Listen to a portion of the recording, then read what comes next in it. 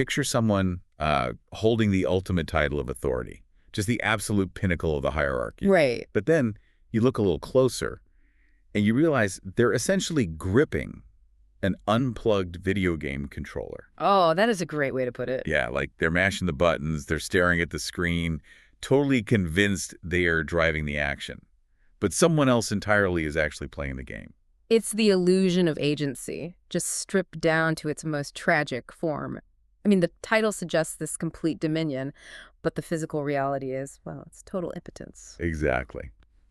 Welcome back to part 3 of our massive 9-part deep dive into the life of Puyi, the last emperor of China. Thrilled to be here for this one. For those of you who've been tracking this journey with us, we are stepping into the early 1920s, and the Qing dynasty's political power, it has completely evaporated. It's gone. Yeah.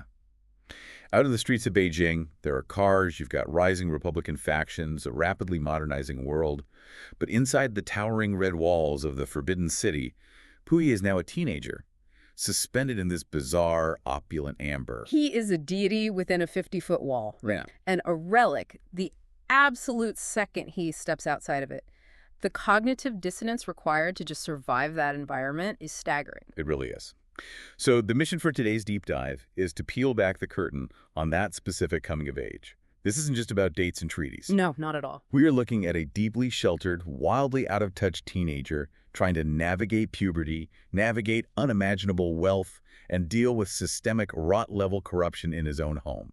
All of this under the looming shadow of foreign imperial powers, mind you. Right, and all while being aggressively manipulated by the very adults he relies on to interpret reality for him. Okay, let's unpack this. Where are we pulling the source material from to understand the actual mechanics of this era? So we are drawing from 2 very distinct and honestly often conflicting streams of historical record. On one side, we have the meticulous work of biographer Edward Baer, who conducted these vital interviews much later in the 20th century. He actually sat down with Puyi's own brother, Prince Puyi. Wow. Yeah, and critically, he tracked down some of the last surviving eunuchs from the Forbidden City. That gives us the raw, unfiltered, and frankly grim reality of the inner court. Right, the people who actually saw the plumbing of the palace when the doors were closed. Precisely. And we contrast those first-hand accounts with the curated, very public-facing narrative provided by Reginald Johnston, who was Puyi's Scottish tutor. Oh, Johnston. We're going to talk a lot about him. Oh, we certainly are. He wrote a book in 1934 called Twilight in the Forbidden City. Johnston is writing the mythology, while Baer's interviewees are explaining the actual reality. And the friction between those two narratives, that's where we find the truth about Puyi's teenage years. And that friction becomes immediately apparent when we look at how the palace handled the most universal of teenage milestones, matchmaking. Right. It's March 1922. Puyi is around 16, and the dowager consorts decide the dynasty requires a marriage. Yes, they do. But the mechanism of how an emperor, a kid who is physically barred from leaving his own estate, actually selects a bride is just fascinating. They utilize what is essentially an imperial catalog method. A catalog of aristocratic teenage girls presented to a boy who has quite literally never interacted with aristocratic teenage girls. Never. He is literally handed a stack of photographs. I mean, it's the absolute highest stakes, most archaic version of a dating app. That's exactly what it is. You're swiping, but every swipe has to be ratified by a committee of highly judgmental, politically motivated elderly relatives. And we really have to consider the technological and logistical failures of this specific process. According to Puyi's own later recollections, the photography was abysmal. Yeah, I read that. It was terrible. The faces in these portraits were too small, the lighting was awful, the images were blurry. He is tasked with making the single most significant personal choice of his life by squinting at poorly developed prints. Which speaks volumes about the insular nature of the court, you know? They command unfathomable wealth, they can procure anything on earth, yet the internal bureaucracy is so stagnant, they can't even arrange for a competent photographer to shoot the prospective empresses. It's incredible. So he points at a blurry face in the stack. He selects a girl named Wenxiu. And the immediate response from the dowager consorts is a flat veto. They reject the emperor's choice. Right. They decree that Wenxiu lacks the requisite pedigree to be the empress, though they concede, she can be brought in as a concubine. Generous of them. Very. But the sociological mechanism here is crucial. The act of offering Puyi a choice was purely ceremonial. The very moment his selection deviated from the consort's pre-approved political calculus, his supposed absolute authority was instantly overridden. The unplugged controller in action. Exactly. He presses A, nothing happens. So he is forced to make a second choice, and he lands on Wanrong. And Wanrong introduces an incredibly disruptive variable into this ecosystem, I think. She really does. She is the daughter of a wealthy Manchurian aristocrat, but she has been educated in English by American missionaries in Tianjin. The contrast is just jarring. You have a young woman actively participating in the cosmopolitan, modernizing coastal culture of Tianjin.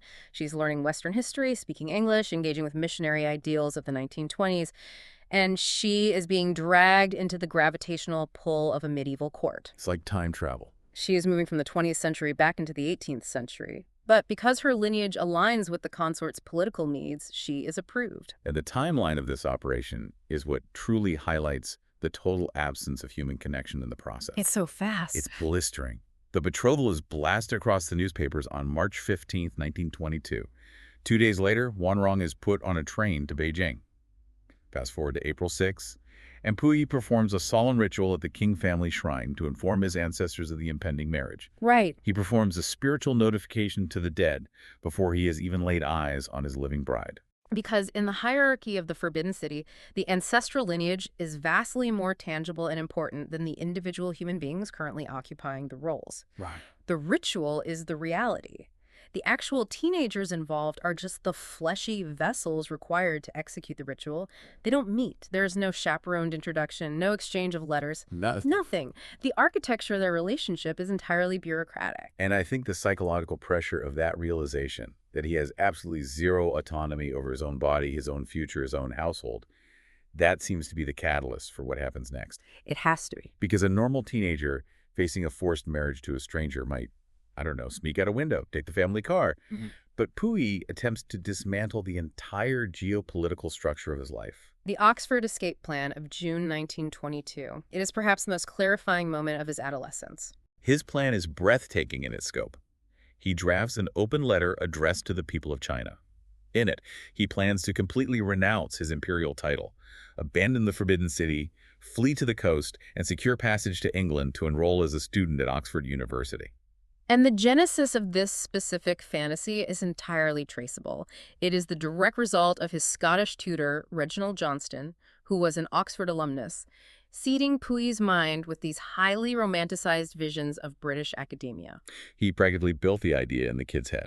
Johnston had spent years constructing this escape hatch in the boy's imagination. And Prince Puyi, in his interviews with Edward Bear, made a point to clarify the emotional driver behind this. He explicitly stated that Puyi's decision to run wasn't just cold feet about the wedding.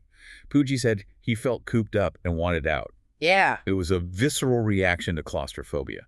He realized the walls were closing in, and he sought the only exit he could conceptualize. But the execution of the plan exposes the fatal flaw in his upbringing.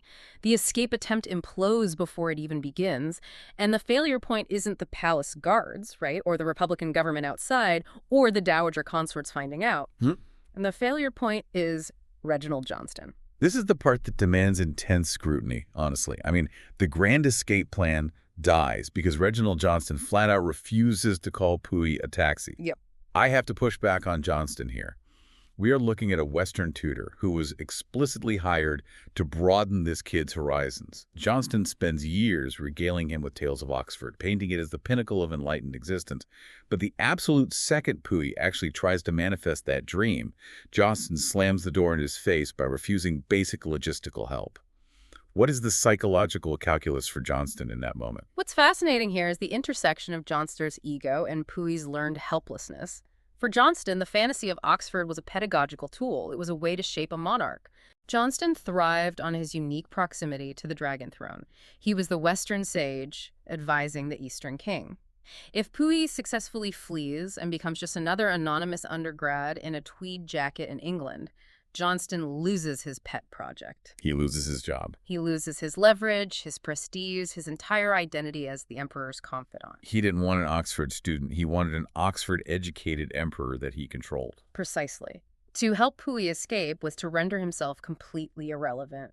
But the secondary tragedy, and arguably the more profound one, is Puyi's reaction to the veto. Yeah, let's talk about that. When Johnston refuses to secure a vehicle, Puyi is paralyzed. He is a young man willing to abdicate an empire, but he is utterly incapable of walking out the gate and navigating a public street to find his own transportation. It's so sad. The physical cage is almost secondary to the psychological cage. Yeah. I mean, he has been institutionalized since toddlerhood. Every door has been opened for him, every meal tasted for him, every step monitored by a trailing phalanx of eunuchs. Exactly. The prospect of unmediated reality, just standing on a sidewalk, hailing a cab, speaking to a stranger, is more terrifying to him than remaining a prisoner. It is a textbook case of institutional syndrome. He has been deprived of the micro skills of basic human independence for so long that his brain cannot process the logistics of freedom. He just freezes. Without a handler, he ceases to function. So, defeated by his own conditioned helplessness, he retreats back into the inner court, resigning himself to the marriage he was trying to flee. Which brings us to the spectacle of October 21st, 1922, the royal wedding. And the mechanics of this event really illustrate the Qing dynasty desperately LARPing its own history. Oh, LARPing is the perfect word for it. The procession of the betrothal presents, from the Forbidden City to Wanrong's family compound, isn't just an exchange of wealth.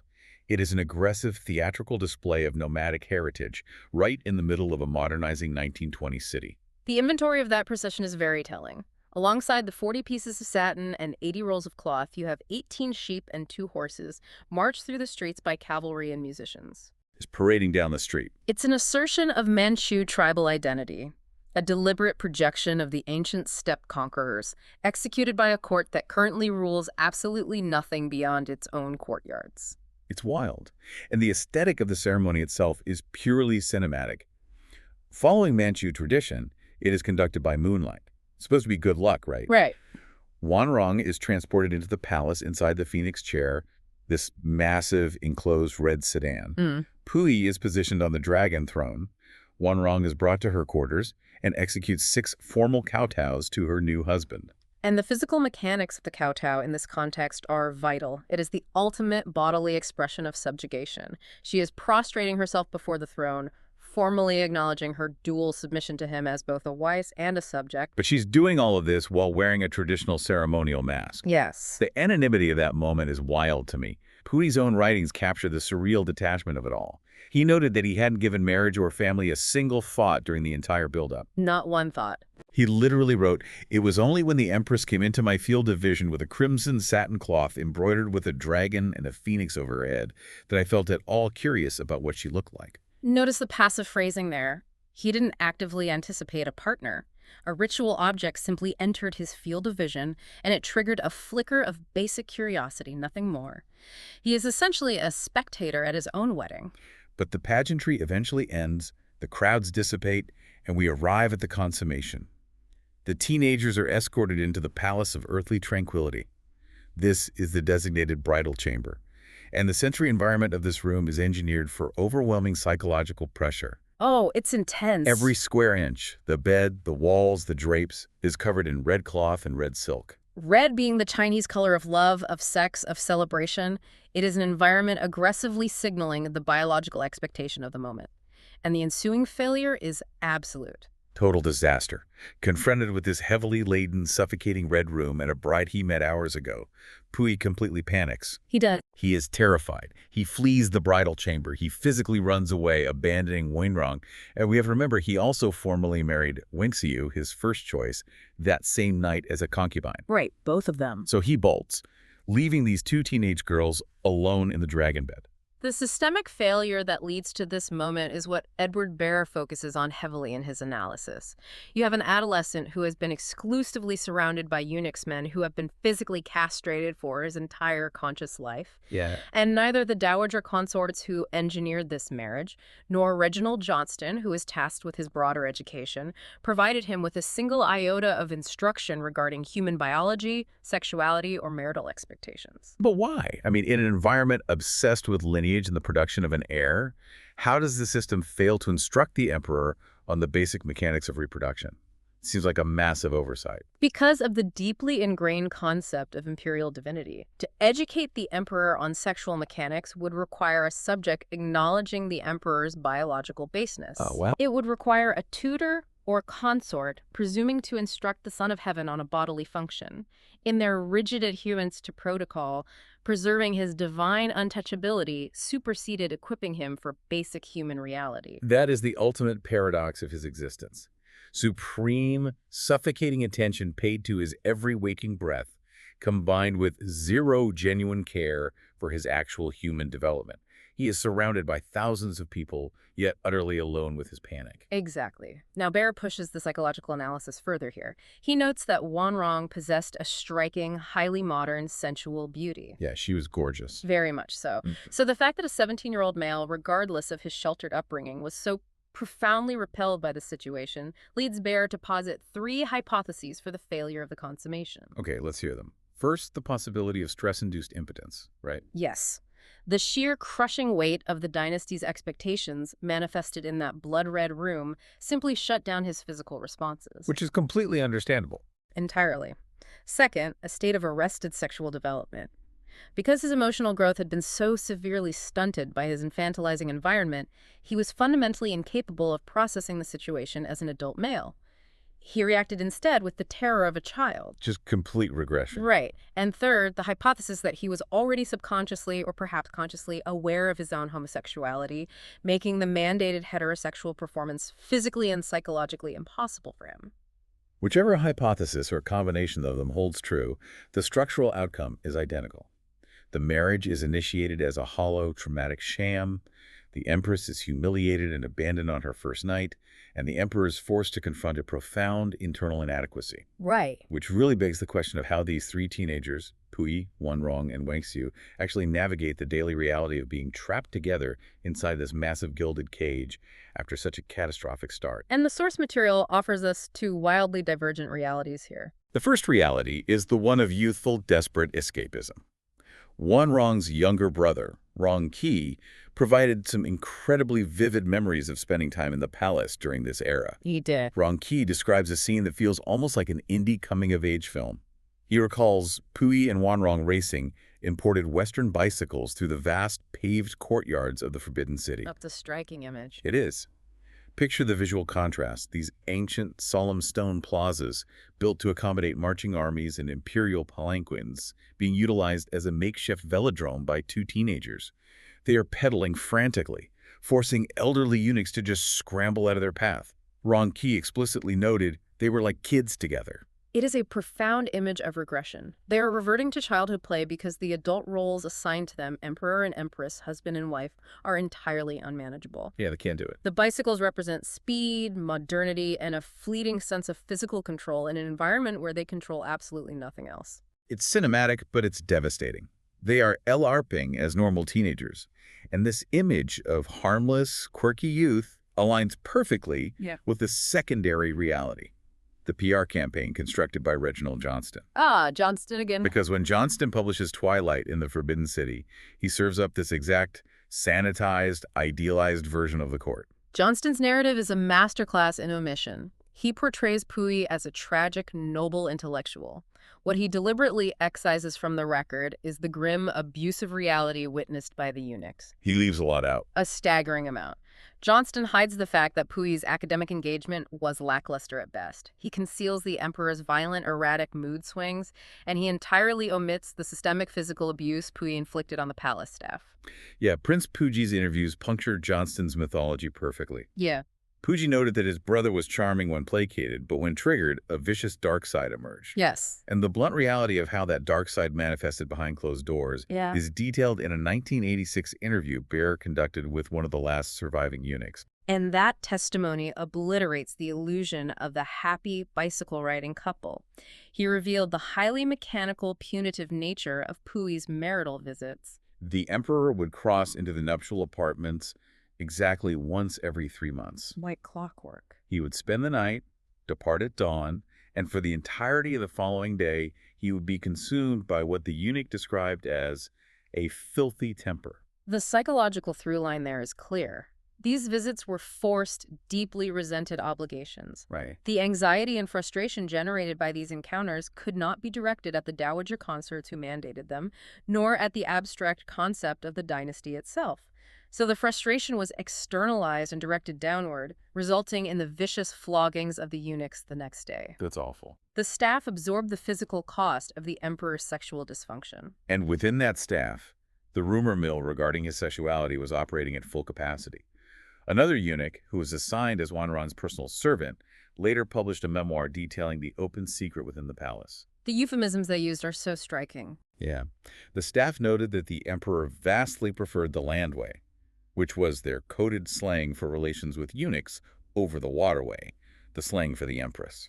The memoirist also describes deeply unsettling scenarios where Puyi would demand the eunuch stand inside Wanrong's private quarters as a spectator. Like a human buffer. Exactly, a buffer, while Puyi engaged in awkward performative groping of his wife. It's the behavior of someone profoundly alienated from their own intimacy, requiring an audience to validate a performance he doesn't even believe in himself. Exactly. So you have this pressure cooker of sexual frustration, unchecked authority over a captive staff, and complete isolation from normal societal feedback.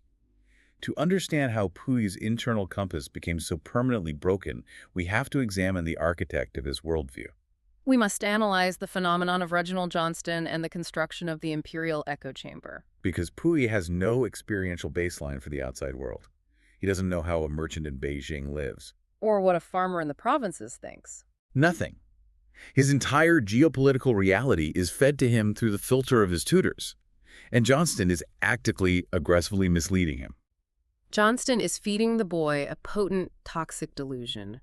He repeatedly assures Puyi that the vast, silent majority of the Chinese populace is deeply loyal to the Qing dynasty, and that they are eagerly awaiting his restoration to the throne. Which is objectively, demonstrably false in the 1920s. I mean, the republic is chaotic, warlords are fracturing the country, but there's zero grassroots momentum to put a teenage autocrat back in charge. None. So what is the mechanism behind Johnston's lie? Why is he doing this? It requires understanding Johnston as the ultimate romantic orientalist. He was a Sinophile, but his love for China was calcified in the past. Right. He was a staunch conservative monarchist who possessed an instinctive revulsion for democratic messiness. He fundamentally believed that China's salvation required a benevolent autocrat. He looks at this isolated teenager and sees a blank canvas to paint his own political masterpiece. Exactly. Johnston was so enamored with the aesthetic of imperial power that he often out-traditionalized the Chinese court. Oh, the irony. He eagerly deferred to court astrologers. He actively mocked the new Republican elite, the diplomats and politicians trying to navigate the 20th century, ridiculing their top hats and business suits as inauthentic approximations of Western culture. Well, he's Scottish. Right. And in contrast, he lavished praise on the reactionary Confucian scholars who maintained traditional robes, telling Puyi that these were the true soul of China. Here's where it gets really interesting, because the paradox is just staggering. Johnston was hired, ostensibly, to be the conduit to the modern world. He was brought in to update the software of the Qing dynasty. Yeah. Instead, he becomes the primary enforcer of its most archaic delusions. But I have to question the intent here. Is Johnston running a calculated psychological operation to control the emperor? Or is he just a tragic, romantic cosplaying in a fallen empire, completely blind to the fact that he is destroying this kid's ability to perceive reality? The evidence points toward romantic delusion rather than malicious conspiracy. Johnston was seduced by his own access. He was playing kingmaker in a beautiful, decaying theater. But the intent doesn't mitigate the damage. Not at all.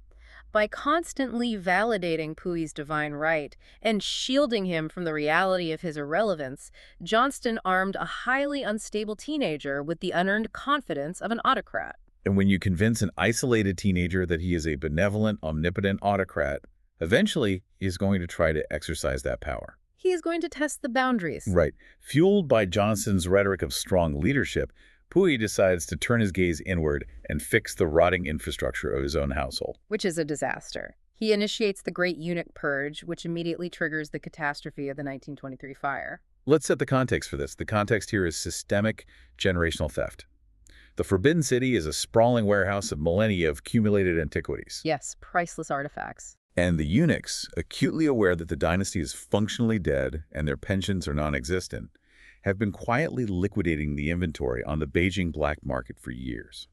Inspired by Johnston's promptings to rule decisively, Puyi attempts a modern administrative solution. He orders a comprehensive, itemized audit of the palace treasures. He wants the ledgers reconciled to halt the embezzlement. But Pu fundamentally misunderstands the survival instincts of the bureaucracy he is threatening. The eunuchs realize this audit will expose a scale of theft that carries the penalty of execution. Right, they can't just talk their way out of this. So their countermove is pure scorched earth desperation.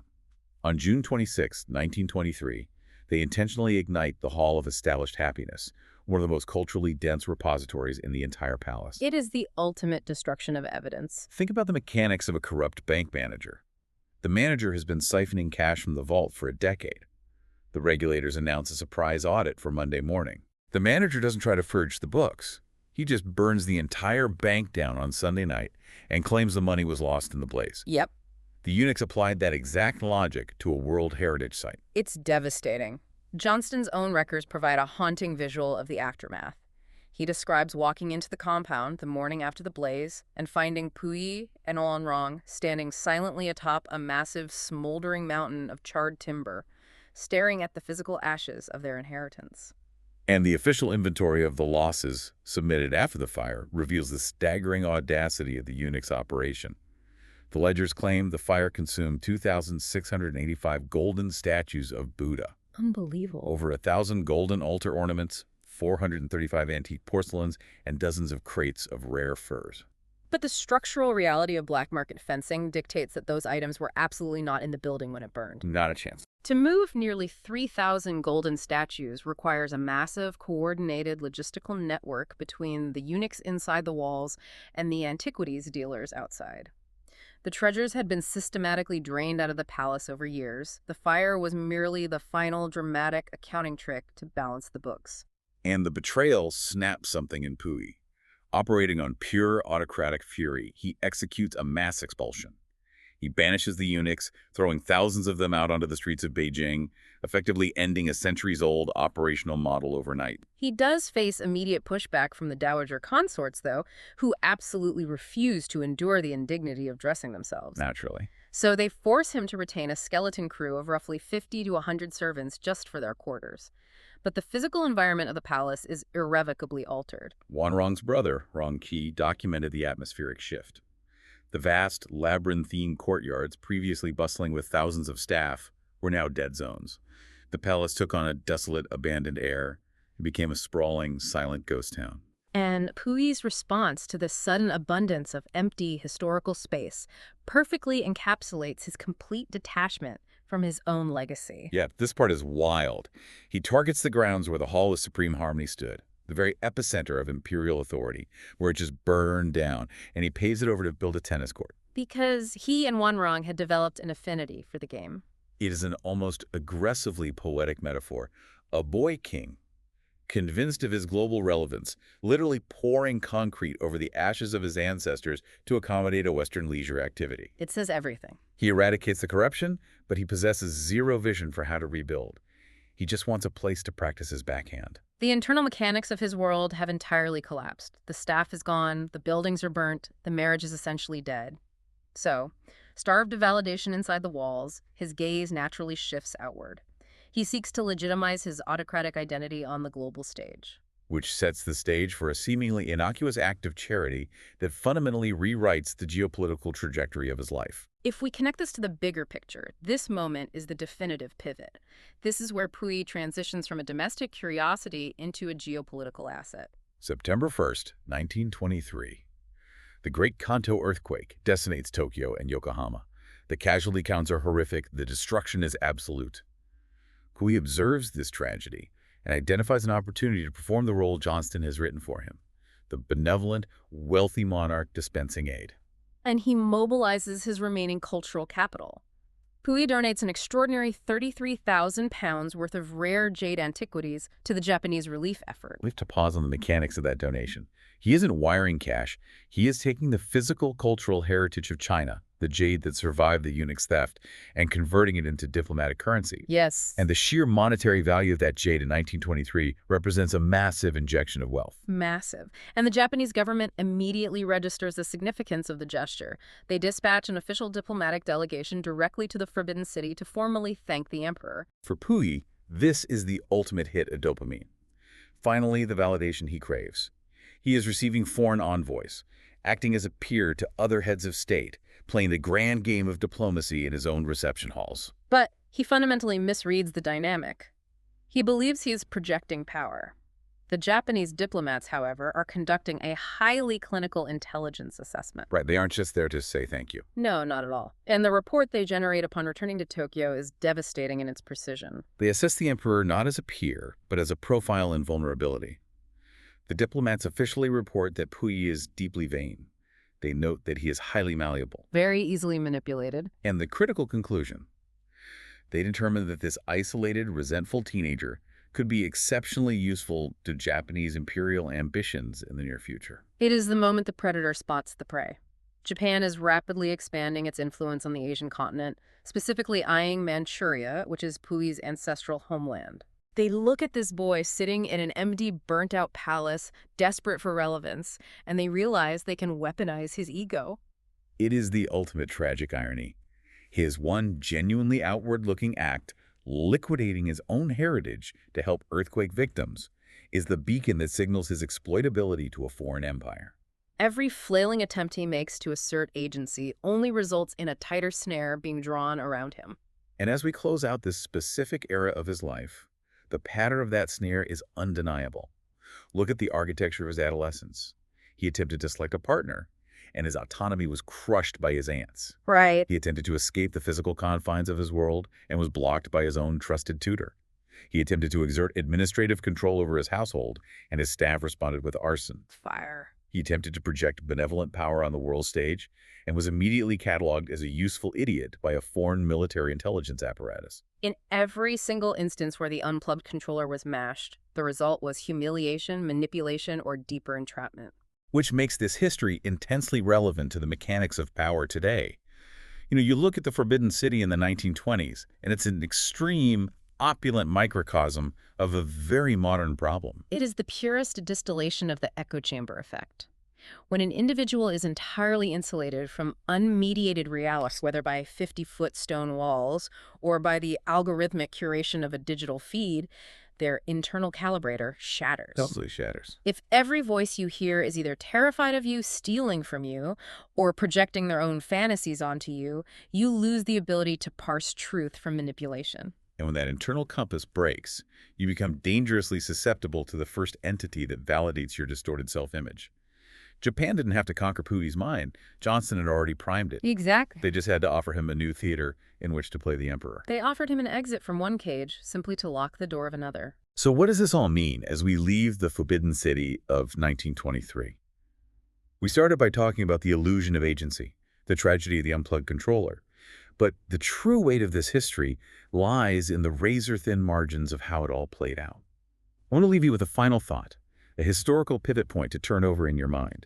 The defining what-if of the era. Look back at the morning of June 4th, 1922, the aborted escape to Oxford.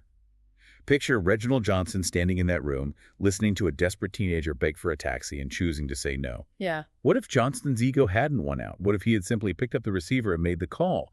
If Puyi had successfully slipped out of the gates, boarded a steamer, and vanished into the damp, anonymous quads of Oxford University? What a different life. If he had spent the 1930s drinking tea and reading history instead of sitting in a palace in Beijing?